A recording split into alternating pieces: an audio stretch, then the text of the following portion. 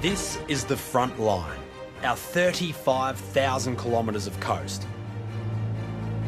And there are many threats our bees face. Extremes of weather, declining food sources, but high among them are an army of pests, viruses and diseases that could come to our shores. The ocean has always played a role in keeping pests away from our shores, but it might just play a role in bringing them here as well. Places like this around Australia, our transport hubs, are routinely checked for these pests. But there's one particular mite that is perhaps the honeybee's most lethal enemy.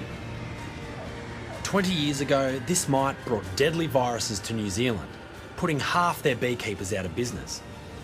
And only a few months ago, Agriculture Victoria intercepted and destroyed a colony of mites on a ship berthed at Port Melbourne. The villain. This handsome chap here, the Varroa mite.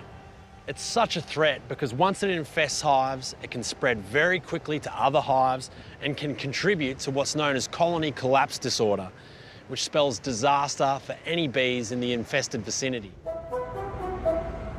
If bees carrying the Varroa destructor mite jump ship at Port Botany near Sydney, it's likely that they might start looking for food in these nearby flowers. Which is why I'm floral sweeping with Biosecurity Officer Mark Page from the DPI. I think you got it. Yeah, I heard a bit of a buzzing there. So what happens once you've captured a bee in the floral sweep? So basically it goes into some metho in a jar. If we did have such a Varroa mite or something, we'd see that come off the bee. And a further line of defence at major ports is what's known as sentinel hives, kept in areas close to the ships and warehouses.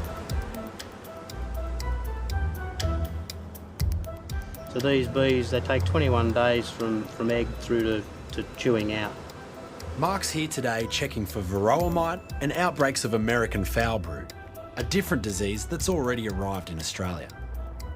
It affects the larvae so that it actually basically goes rotten. Is that what you've got in this frame here? And if you can get your nose anywhere near it, it's quite a whiffy experience. And that's a very deteriorated frame. Yeah. What you see is little perforations in the cells. That's the larvae breaking down with that bacteria. Inspect and find it early and deal with it.